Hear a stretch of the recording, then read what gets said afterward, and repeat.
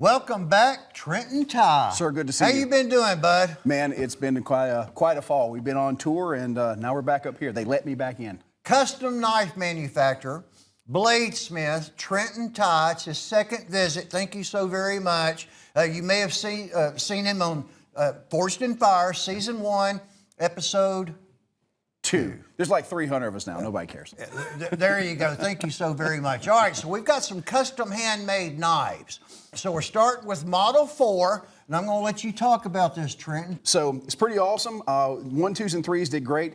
So this is our Model 4. We wanted something a little more spiky. Now this is a little bit of a divergence from the original colonial trade knives. It's a little pointier. I don't know why. I've always liked a pointier knife. We extended the handle just a little bit, so it's a little bit more of an elegant piece, and it is It's very sharp. versatile. Yeah. This blade. If you are actually skinning smaller game, that finer tip actually helps.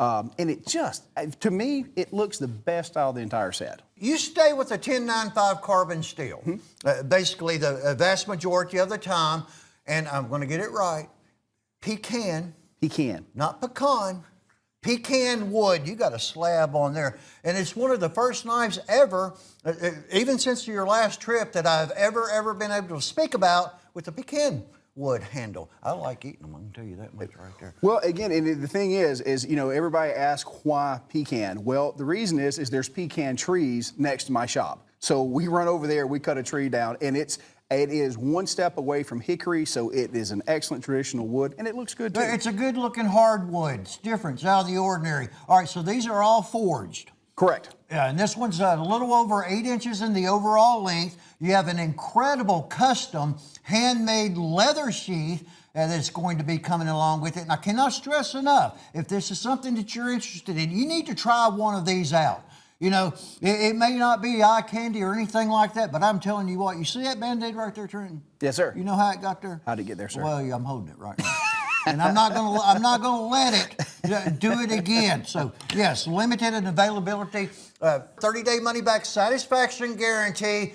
You will not be disappointed unless you miss out on one. And I got to say thank you. Like I said, you guys ran out of the 1s and 2s when we were actually in Jacksonville. Well, we sold them. Well, the folks that called me looking for them, and was like, it was great. For you guys that called, thank you all very much for calling. I always love to hear from you guys. We appreciate all of our customers, all of our veterans. That's CCN 113-811. This is Model 5, so this is the 5th in the series. And to me, that's beefed up. I can say that's got muscle. That has some backbone going on with it. $178.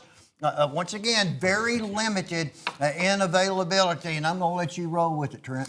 So the camp knife, like you said, is a little more durable. It's a little shorter, a little fatter on the blade. And one of the coolest features that was actually suggested by Mr. Jamie Burley, who is a bushcraft expert, is that little divot there in the side. Now, those of you that are in the know already know exactly what that is. That little brass divot there is actually a cup for making a bow drill fire. And well, you got to stay warm. You got to have fire. Absolutely. So, like I said, that's a cool little feature there. If you've ever tried to have a bow drill, like I said, it's an aggravation to have that top piece. That takes care of it. See, this is about the only size I need. Matter of fact, to process my game, all the deer that I've harvested for a long time, I just used a lot blade, you know. So you use 1095 carbon steel. That's what you prefer, correct? Yeah, it's a good basic carbon steel. You can't go wrong with it. Now, you can get exotic, but you're not going to get much more bang for the buck when it comes to 1095. Well, it's been around forever, and we're seeing a lot of production folks that are going to 1095 carbon, but you made this completely by hand. See, that you see the forge marks in this, completely hand sharpened, and then once again, it's pecan wood. Pecan wood. You don't skimp on a slab, do you? Do yeah, not. that's perfect. Fantastic. You're straight up on that. You've got an incredible high quality leather sheath. These are lifetime knives, folks. All custom, completely 100% handmade. CCN, write these item numbers down. CCN 812, the brand new and I think awesome camp knife at $178 only. All right, so we got Model 6. It's called the Puku. Yep. And there, you've got a little story behind this particular name on Model 6. So a puku is a traditional knife. It's big in the bushcraft industry. I got a good friend of mine, Jamie Burley, who is very well known in the community, and this particular type of knife is super popular with the guys. This particular is our version of the puku, but it's delineated by the fact that it's got a shorter blade and also has a tapered handle. So Jamie liked one so much, I said we do our version of it, and here it is. And the steel that you that you're fond of, that you work very good, because let me tell you something, these suckers are sharp, folks. So we, again, this is our 1095 steel, and it's that pecan handle. Again, we're using what we've got in the shop like smart people do. So, but these things are razor sharp. We actually give them a little bit of a harder temper, especially on the shorter blades. If, you know, the great thing about the... But what is the temper roughly? So the temper is going to be around the 58 on the Rockwell on these. Yeah. If you've got the bigger blades, you have to drop that temper back or your wrist from snapping. But if you've got the shorter blade that needs that cutting ability, if you leave it just a little bit harder, I find it makes a better knife, and we get the chance to do it with these. Well, it's going to hold an edge, folks. I love the rustic look. All right, so again, it's hard for me. Pecan. Pecan. I've always been a pecan, you know. Well, we'll forgive your Yankee blood. I know. I'm not a Yankee. I've never been a Yankee. He's standing right over there. All right, we've got a custom handmade top of the line leather sheath that's going to be accommodating this knife. The sheath is stout, dude.